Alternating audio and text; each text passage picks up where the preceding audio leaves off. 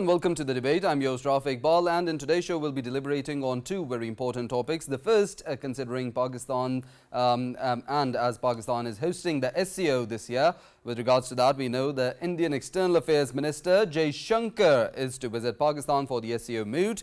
We know that the SCO, the Shanghai Cooperation Organization Council of Heads of Government, is scheduled for October the 15th and 16th to be hosted in Islamabad. And with regards to that, we know there's going to be participation from all the member states of the SCO, and there's high-level delegations expected from the China and the Russian side as well to come to Pakistan in regards to the SCO and of course mark their presence as well. There were a lot of speculations regarding what India will do if there's going to be any delegation taking part in this SCO summit.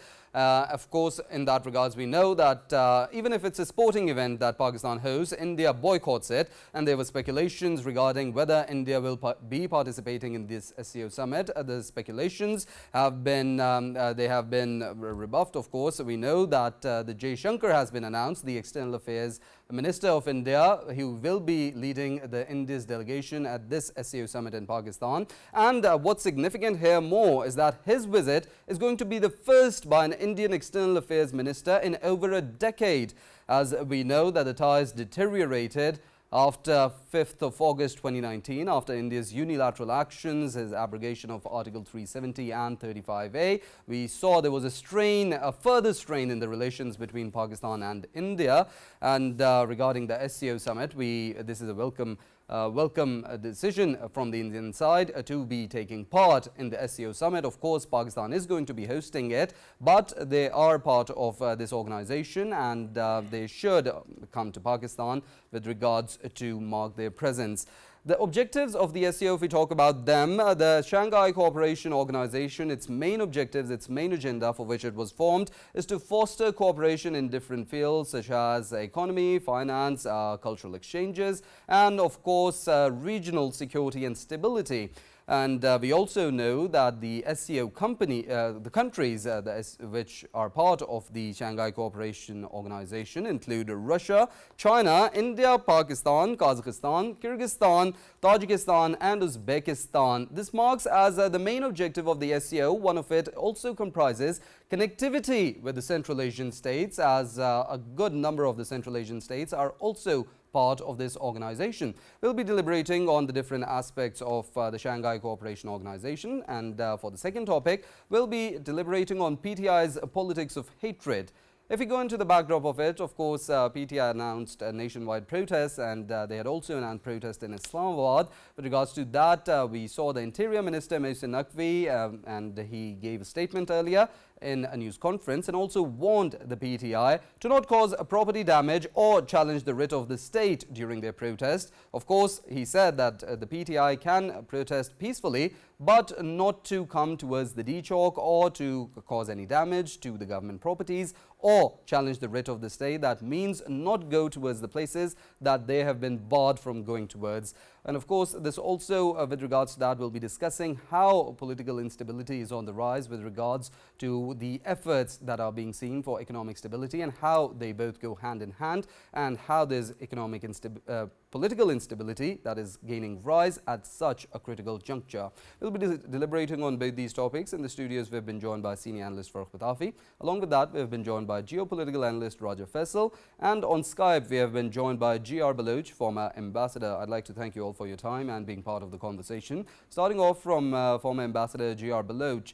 So as we know that the SCO is underway, of course, it is going to be held on the 15th and 16th of October. The preparations are underway. There's a foolproof security arrangement that has been approved already, and we know that a lot of there's going to be participation from the heads of government of all the member states. With regards to that, there was speculation regarding India's participation, but of course the air has been cleared on that. How do you comment on the External Affairs participation in the SCO moot, and of course his visit to Pakistan after 10 years? There will be any Indian External Affairs Minister coming to Pakistan after almost a decade. 9 years. Bismillahirrahmanirrahim. Thank you for this opportunity to reflect on this very important regional conference that Pakistan has the privilege to host. In fact, Uh, it's a great diplomatic success for Pakistan, because normally when you measure your diplomatic successes, it is that how many people want to come to your capital, how many regional conferences, summits you have hosted, because it's just not the ceremony which matters, but the very fact of dignitaries coming over to your capital or any place where you're having such conferences, you have an opportunity to really articulate your own positions and interact under the one uh, roof with so many heads of states, heads of government, are the senior officials. So I think it's a great opportunity for Pakistan to be for hosting SCO, which again indicates in my view, a very successful diplomatic effort by the government. And of course, I would like to compliment Ministry of Foreign Affairs, because they, behind the scene, we know, since I've been in the Ministry of Foreign Affairs, that how much time, men hours, or women hours are required to prepare for such a summit where countries come in, so many other supporting staff come in. So I think, and then you have to really harmonize the agenda of so many diverse countries into a logical framework in which the discussions must proceed. So I think from their point of view, I think Pakistan Ministry of Foreign Affairs should be praised. The government of Pakistan should be complimented. Uh, and I think with that premise now, coming to the you stayed went to the Indian foreign ministers coming in after 9 years.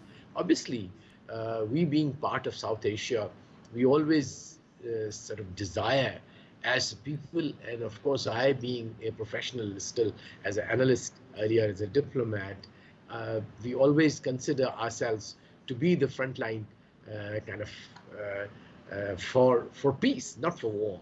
So we are being the soldiers of peace. So any effort, any indication, any visit which indicates that effort towards normalization, towards understanding, towards most of all dialogue. You see, what had happened in the past 9 years or 10 years was that unfortunately Pakistan and India stopped to talk to each other. So the very fact, if this visit, even if not bilateral, as was also mentioned by the spokesperson of the Indian Foreign Ministry, that the visit of the Foreign Minister of India comes in the context of a CEO meeting and not a bilateral meeting. Nonetheless, still he being here on Pakistan's soil, being our guest, I'm sure our government, our Ministry of Foreign Affairs would extend all those courtesy to everyone, irrespective flag that he or she hoists on the table of negotiations. We are known for our hospitality, so I'm sure we'll see that. Now, coming on to as to how India is approaching SCO.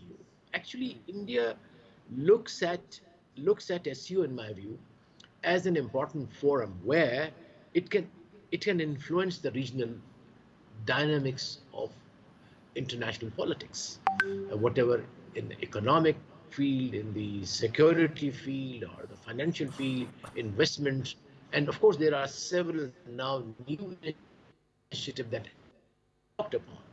So I think number one. Number two, I think most importantly, India has been projecting itself to be following a strategy of what they call multi-alignment. So at the same time, when it's very close strategically to the Western alliances and with the US especially being part of the Quad and several other agreements that they have signed under the Quad, still I think it wants to keep good relations with the SCO people, where and primarily the major countries of course are Russia, China, India, and of course Iran.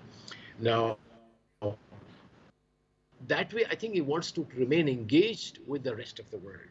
And of course, the importance of SCO as a regional conference cannot be underestimated, because it covers 40% of the land mass and the population, and about 30% of the world GDP.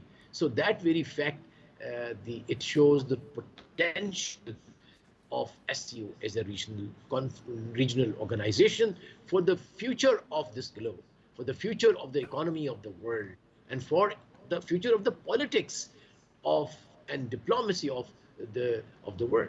So I think SCO is playing an important role. I think it continues to be an important regional actor. Yeah.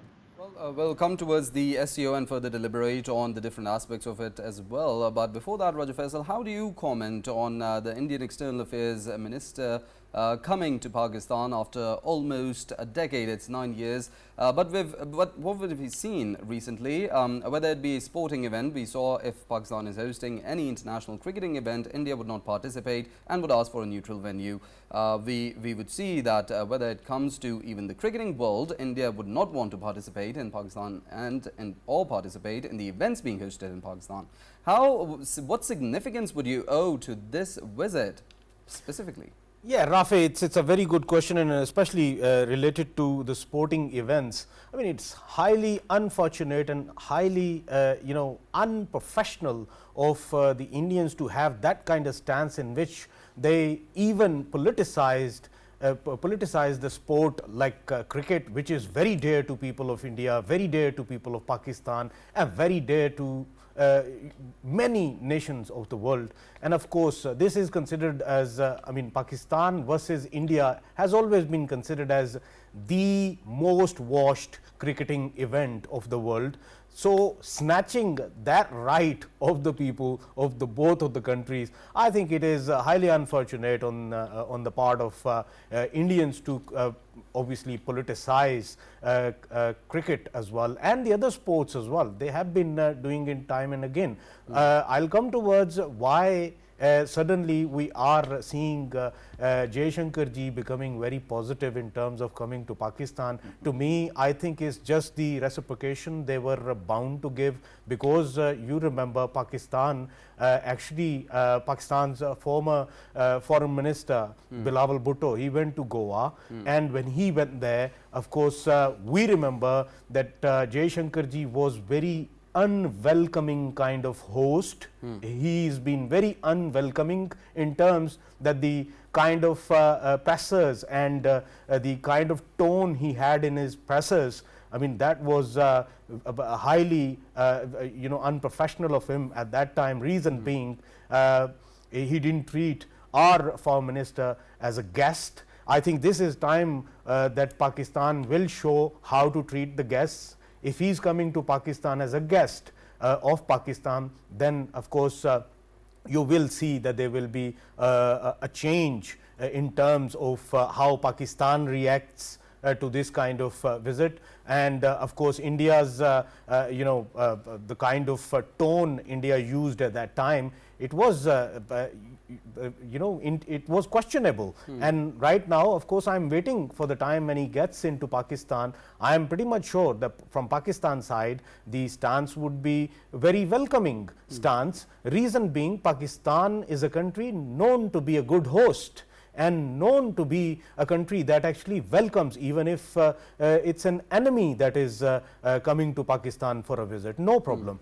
But coming towards Jaishankar ji coming to Pakistan after 9 years, last time we remember Sushma Swaraj, she came to Pakistan, and we remember she had a very good interaction with our then spokesperson Dr. Faisal, who happens to be obviously High Commissioner in UK right now, and we remember that she shared smiles with him as well. And it's always good that these kind of visits, they actually produce these kind of moments that can lead us towards the positivity. Unfortunately, we couldn't cash on the previous visit, but let's see what kind of stance he's having in Pakistan, and we'll see how the things move on. But coming to the SCO itself, it's very important for Pakistan. Forget about India, rest of the countries, of course, they are very important for Pakistan, and India is important as well in this context when we talk about connectivity with the Central Asian republics ending up to the Russia. I mean, Central Asian republics, we can have a very good connectivity through Central Asian republics reaching out to Russia, and yes, India can benefit from that as well, and this SCO is important for all of the stakeholders. And yes, Pakistan is going to highlight the security challenges which is being faced by Pakistan in terms of terrorism, which is of course initiating from Afghanistan, and Afghanistan being right in the middle of Pakistan and the Central Asian republics and Russia. So it is a very important summit which is going to take place, and I am hoping that everything would be very smooth. Right. In regards to that, for Pitafi, how would you comment when, as we've talked about, how there was protest by the Indian side with regards to the sporting events? Of course, they protested in the ICC when with regards to not wanting to play in Pakistan. When we talk about a summit like the SCO, of course, it's much bigger than cricket. With terms to its intensity, and of course with terms to the effects and impacts that it has on all the region. But when we talk about India taking part in this, and of course sending their external affairs minister, of course we see that is a change of heart from their side with regards to all the speculations. How important do you think this SCO summit is for India, that it didn't protest much over this and wants to participate? Do you think there was a threat of being isolated in the region? Right. Thank you very much, Rafae, for the question. I think that I am going to start not from India, not from Pakistan, but from a Hollywood movie. There's a Hollywood movie called Music from Another Room, and it's a beautiful one, right? There's this hero who is hopeless romantic, and the heroine is very pessimistic, realistic kind of girl. And throughout the story, he keeps on trying to convince her that there is hope in that relationship. By the end of the film, he has given up and he is about to leave, and the girl approaches him, and he repeats whatever she has been saying. So in the end, she has to say, "Look what I've done to you. You sound like me." Now, right. A hopeless peacenik like me, a person who has been chest thumpingly in support of India-Pakistan peace, he doesn't see any hope right now. It can be different this time, but it is more like Charlie Brown in Peanuts comic strip, where every time he's about to kick a football, Lucy is holding it and she just moves it out of his range, and then he falls, and then repeatedly he comes back and tries again, and people accost him, why are you doing this? She is going to move it out of your range again, and he says someday perhaps she will relent. For 11 years I've repeatedly pinned hope on such interactions, on such visits as well. I think something very weird is happening in India, and because of that, there is this strange kind of dominance ridden approach to foreign policy as well, where if you want to build peace, you have to actually first kneel and kiss the hand of the other side, or kiss the ring. That doesn't seem to be happening, and that won't happen. So I'm glad that Jaishankar ji is coming, but it was a toss-up between not between Jaishankar coming or not coming, but Modi coming or Jaishankar coming to Pakistan. So Modi is not clearly coming. It could be also because of the nature of SCO and the nature of India's plight right now on international stage, because of course this is a multipolar kind of alliance. It is a very different kind of organization, and there's a possibility that he wouldn't actually want to ruffle any feathers in the West. But there's also a possibility that he could not muster up courage to come to Pakistan, because he is sitting on the back of a tiger, and it is very difficult to dismount there, because immediately tiger eats you. Right now, I think that his coming was almost certainty. I'm talking about the external minister. right, External Affairs Minister. I did not mean to call him External Minister. That was a slip of tongue. We are going to be hospitable. I know that. We are going to be very gracious host. But the kind of body language and the kind of passive aggression he kept on showing when Pakistan's foreign minister went to India to participate in SEO, I think that although we won't mirror that, I don't think that they are sending a peace neck to Pakistan. They are sending a person who is known to try to walk all over people who they are criticizing and they want to oppose.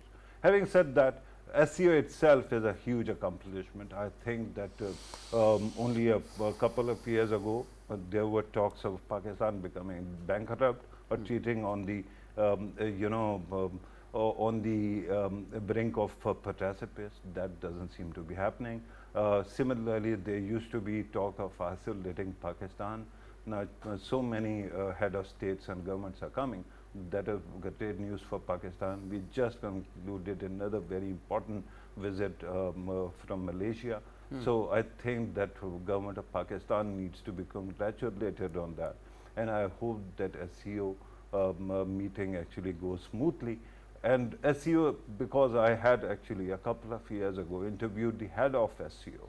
So I understand the kind of the scope of the organization and the kind of ability of the organization to do greater good in the region, from countering terrorism to building infrastructure, from providing agricultural common markets to so many other possibilities, education, culture, whatnot.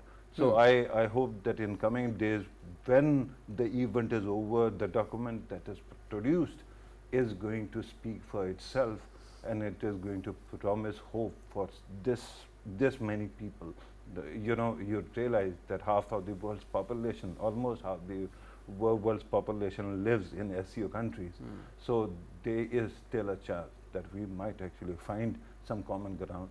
But the biggest problem is, will the Indian prima donna stop behaving like one and start building the bridges rather than blowing them up? Well, that's something time will unfold. With regards to that, Ambassador Baluch, of course, the SEO also talks about the counterterrorism efforts. It's going to be talking about regional peace and security, regional stability.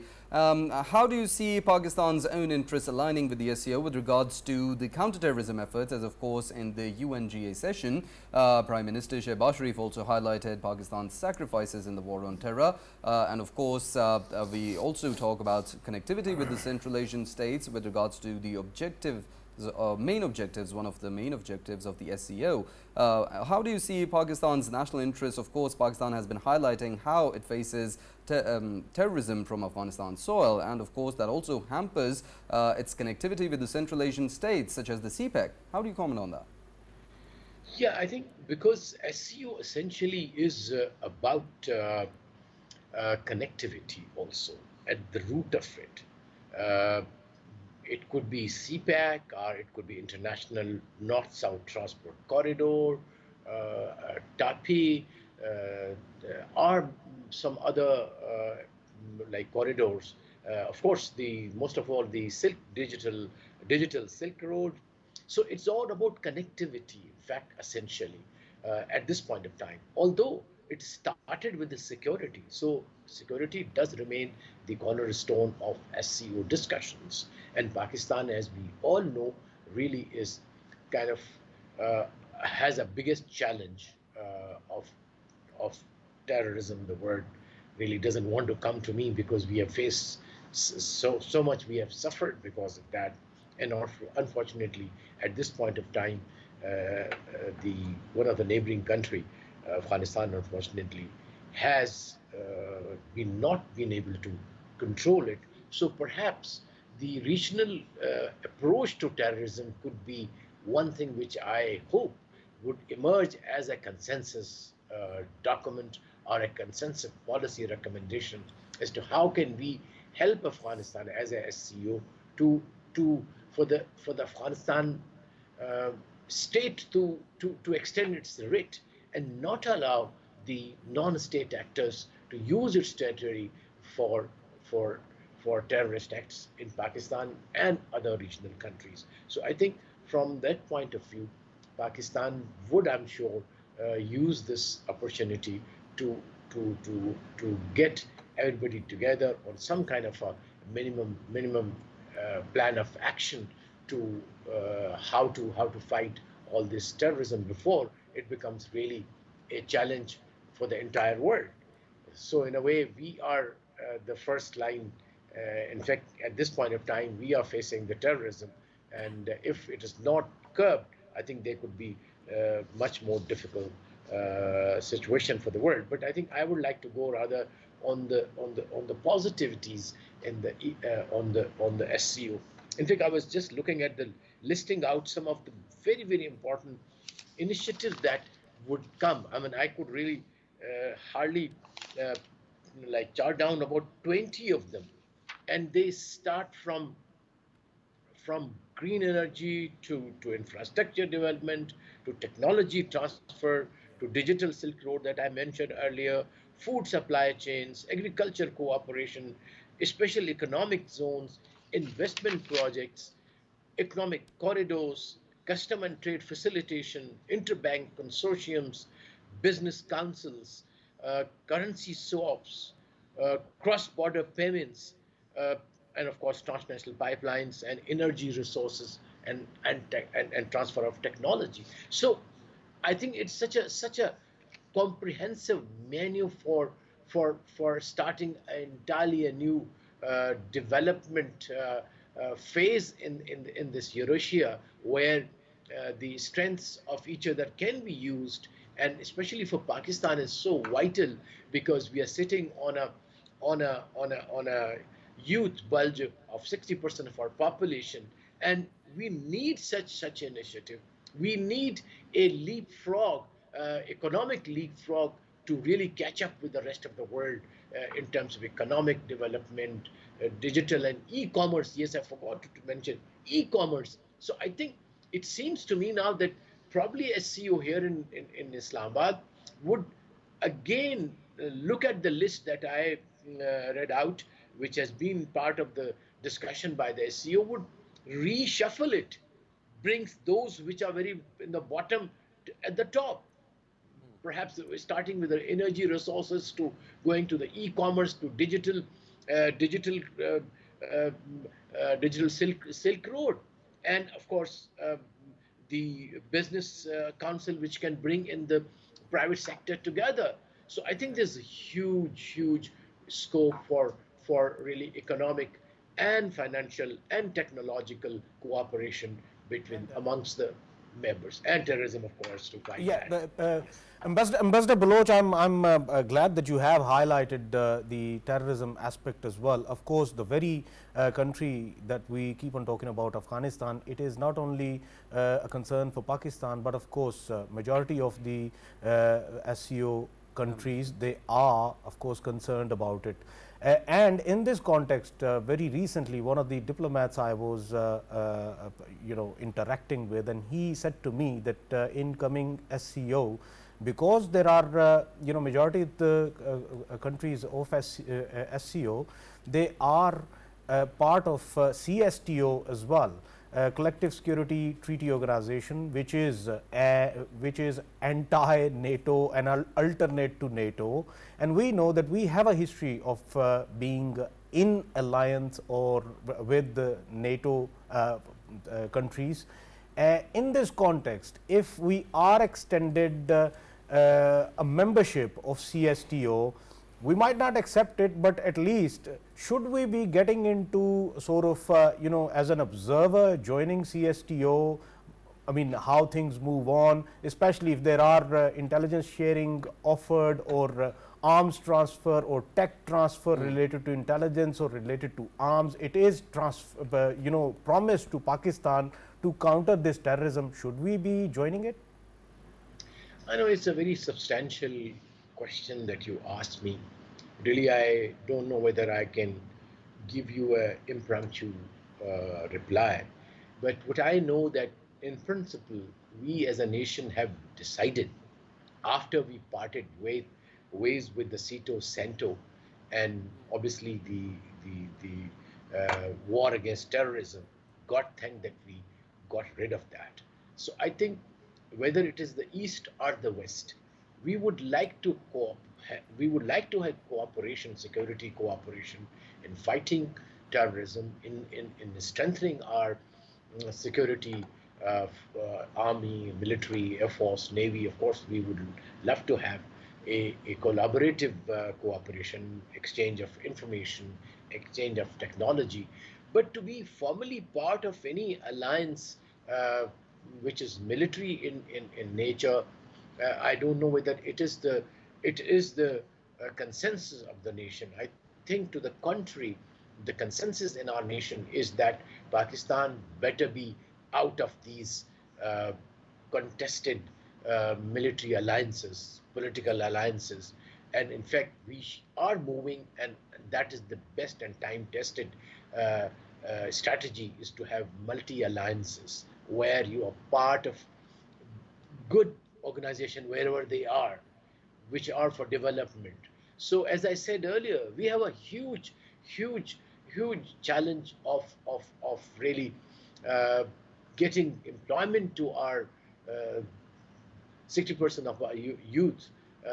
We have to also fight out the poverty, about 30% that we have.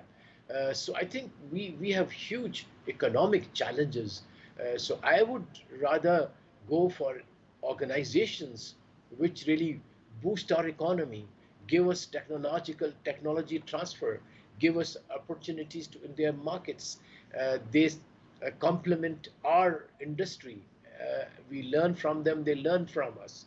So I'm not sure that is the time. Now is the time to go to any such alliances, whether in the East or the West. Rather, we should be looking inwards. Not that way become autarkic, in that way, not inward, but our energies should be towards economic development and development of alliances and relationships at the multi-level fora where economic development is the priority. So I think we should rather opt for those organizations which prioritize economic cooperation, economic development, environment, climate change, and many other, and youth development, women empowerment, and other issues that we talk every day. Yes. Of course, thank you for your valuable insights, former Ambassador G.R. Baluch. We were talking about the Indian External Affairs Minister visit to Pakistan. Of course, with regards to the SCO summit that is being held, there was a lot of speculations going on regarding that, but the External Affairs Minister is coming to Pakistan after a period of 9 years. Of course, it's regards to the SCO moot, but we'll see the tonality of the Indian side in this moot. With regards to our second topic, we'll be talking about PTI's politics of hatred. We know that PTI announced protests all over the country. They had also scheduled a protest in Islamabad today. With regards to that, the Interior Minister Mohsin Naqvi, earlier addressing a press conference and talking to reporters, he said that the PTI has the right to protest, but they should not damage state property and not challenge the writ of the state in regards to going to the places where they have been barred from. Of course, we know that the government has been putting a lot of efforts for economic revitalization. There have been a lot of efforts to strengthen the diplomatic ties, to strengthen the bilateral relationships with other countries. We know the Malaysian Prime Minister is in a visit to Pakistan. We know the SCO is about to be held.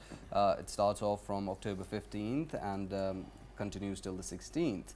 With regards to that, Raja Faisal, how do you comment on this political instability being fanned at this critical juncture?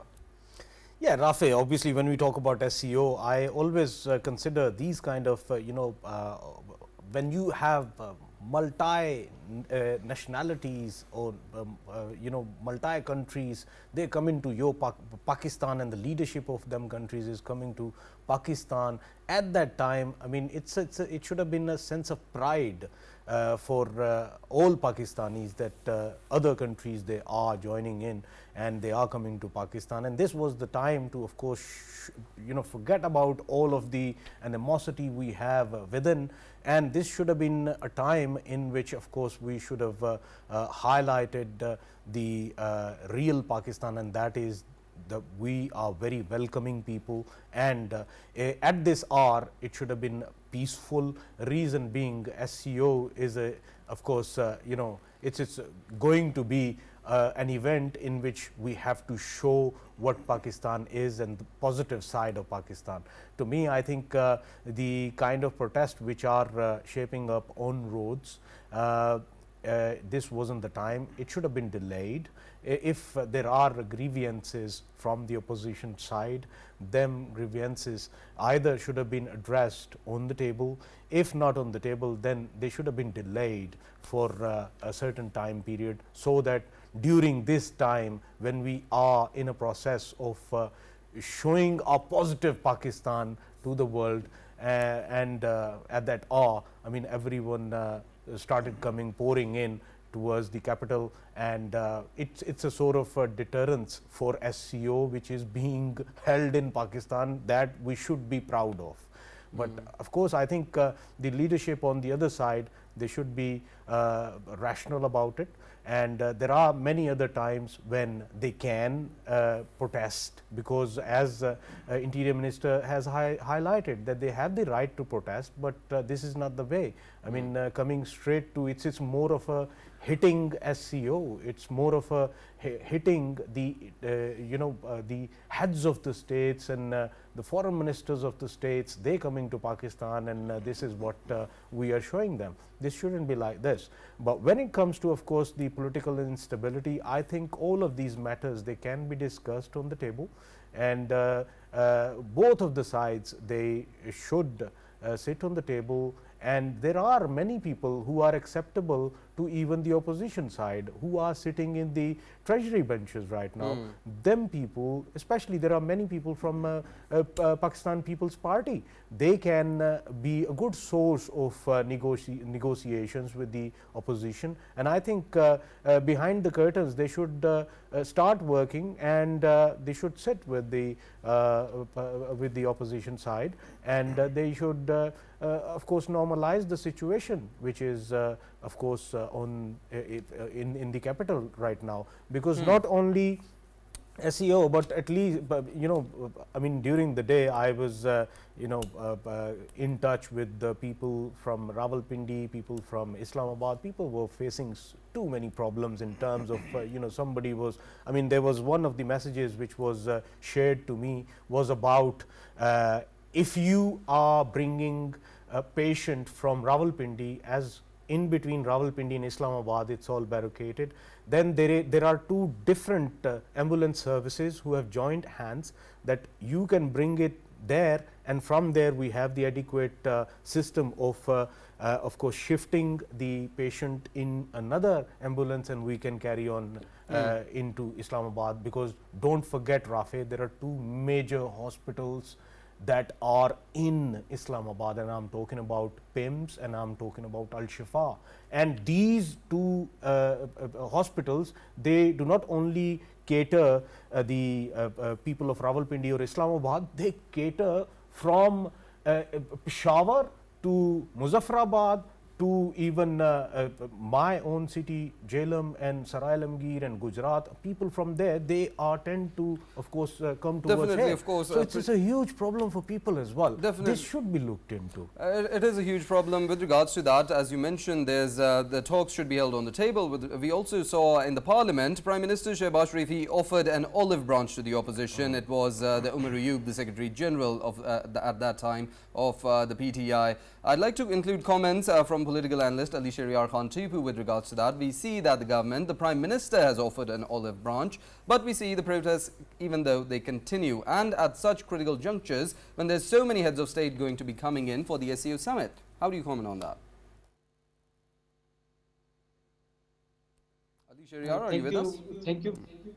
Yeah, can you hear me? Am I audible to you? Yeah, please go ahead. Yes, thank you, Rafae, for having me. And it's not the first time that PTI leadership is on roads.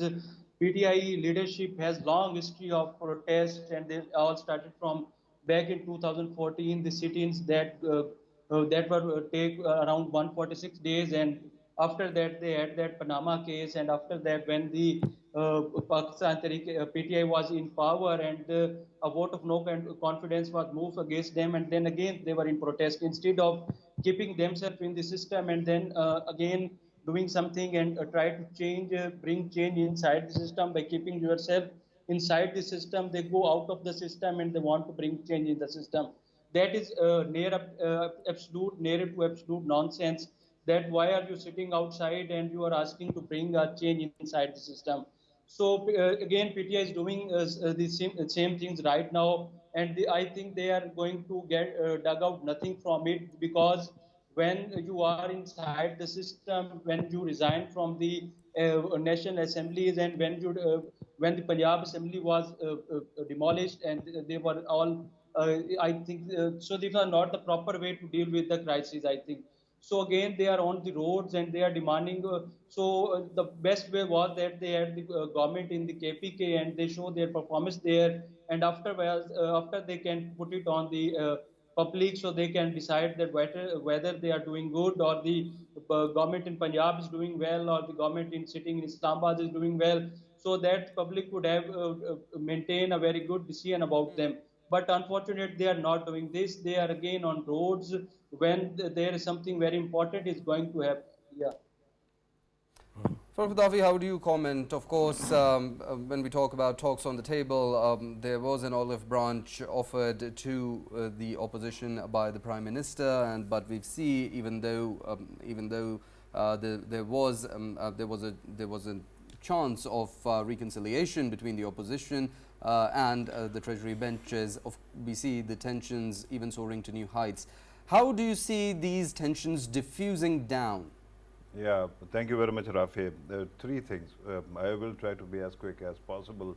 The first thing regarding PTI, as someone who has been watching PTI since its very birth, I must say that when you take stock of their decisions throughout years, one is really appalled how did they manage to come to power at least once, because they have terrible instincts. In politics, instinct is everything. You should hit the iron when it's hot, not when it's cold, or you shouldn't start using your own fist to hit a hot iron, right?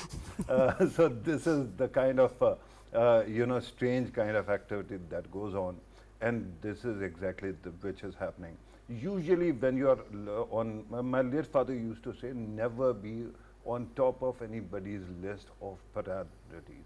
If you are in a positive list, jealousies from other people will kill you. If you are on negative, that person whose list you are on top of will kill you. So better not stay there. Usually when you're out of power and in so much trouble, you try to be unattractive so that people stop thinking about you. Then you find your way back out of the hole. It doesn't seem to be PTI's nature. Now, I'm also a very paranoid man, and you were talking about two very important events. One is Malaysian Prime Minister's visit, and then SEO. There's something else that also is happening, actually tomorrow. And if you see, this time PTI seems to be, it tried to come to protest before as well, but this time it is hell-bent on doing something violent. And last time that happened, Rafae, do you remember it happened on May 9th? Yes. What was happening on May 10th? There was an election in Karnataka in India, and Indian media actually kept on playing those images as if to say, look, vote for BJP, this is what is going to happen to Pakistan. Now something else is happening tomorrow. Haryana's election takes place tomorrow, and if, God forbid, something similar were to happen, it could have been used as well. So this is the second thing that I have to talk about.